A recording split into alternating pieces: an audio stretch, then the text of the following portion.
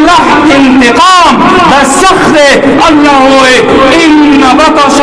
ربک لشدید یقینا نیول ربستا دیر سختی چه اللہ راولی اگی پشان نیول سوک نشکولے اللہ ہوئے ولا یوتق وفاقه احد دا اللہ پشان کرل دا سوک نشکولے مومنا مسلمانا گرانی دا لانجی ڈیری دی اللہ تے پریدا اللہ بور سر پوشی او چه اللہ راولیو بیا سوک دخلاسی والا نشتا چه اللہ نبی اخلاص کی بیا سوک نشتا چه شفاعت بو کی پیسی بور کی سفارشن بو کی ننا فیدہ نکئی تباو برباد دے رغا سرے نو اے مسلمانانو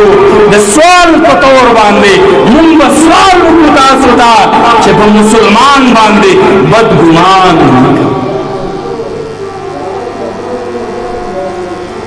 الشیطان تاسو ته پته راځي زموږ دشمن دی که نه تاسو ته پته شیطان زموږ سره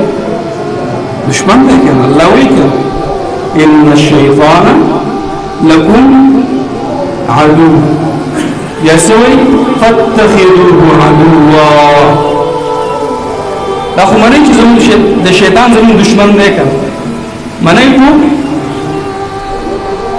دا کومون باندې غلط کارونه کوي کله وایي یاره دا کس چې کوم دی کېدای شي ستا خلاف څه وکړي او کېدای شي څه نقصان راته هلکه کېدای شي نه تېر شه بیا به مونږ او په نورو کې څه فرق دی د هغوی ټوله مسله په کېدای شي باندې روانه ده نو مونږ ته خو قرآن او حدیث پروت دی که نه بیا مونږ په قرآن او حدیث باندې عمل نو باید منسوب کچاته خیر نشو رسولی څه شی خیر نیکی نو باید څه وکړو شر هم ونه رسو څه وکړو شر هم ونه رسو داسې ده که نه خیر مې د وسه نه کېږي چا سره مدد نشم کولی مرسته نشم کولی نو باید بل مسلمان ته تکلیف هم ورنه کړم صحیح ده که نه او اخره کې الله څه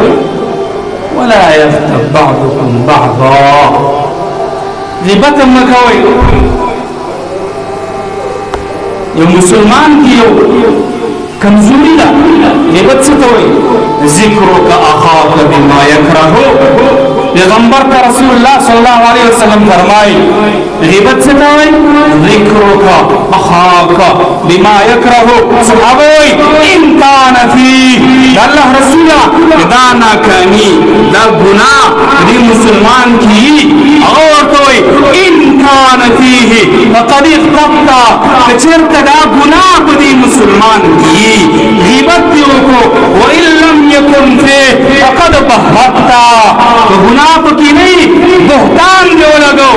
ځان وساتئ الله وایي تاسو دا خوښه ګڼئ چې د مړ ورور ستا مخې ته د هغې غوښې ته وخورې دا خو مونږ خوښه نه ګڼو مونږ پرې مړې کوو زمونږ د مړي بې عزتي څوک وکړي نو بیا مسلمان پښتون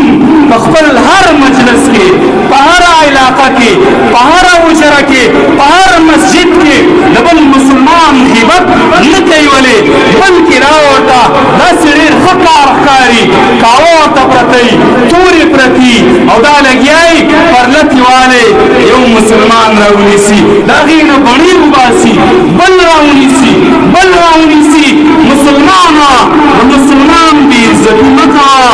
دغه مسلمان چې ته په سپکو الفاظو یادې په کمزورو الفاظو یادې د دې هر یو عیب دا کمزوري ته هایلایټ کړې دا خبره واوره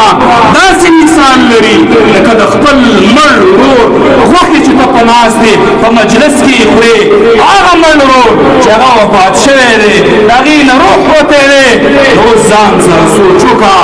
زما او ستا غیرت زما او ستا دینداري زما او ستا هغه شملتوب په کومه باندې دا نه دي پکار